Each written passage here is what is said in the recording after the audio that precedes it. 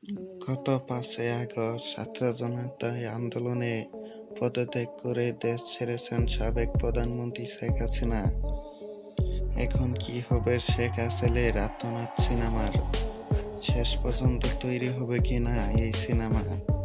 শেখ হাসিনা আর্তনাদ সিনেমার অভিনয় করবেন দেশে এক গণমাধ্যমে কথা বলেছেন অপু বিশ্বাস। সিনেমাটি থেকে সরে এসেছেন বলে জানান অপু বিশ্বাস।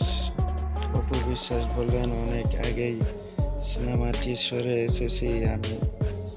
এ ব্যাপারে কিছু বলেননি অপু বিশ্বাস।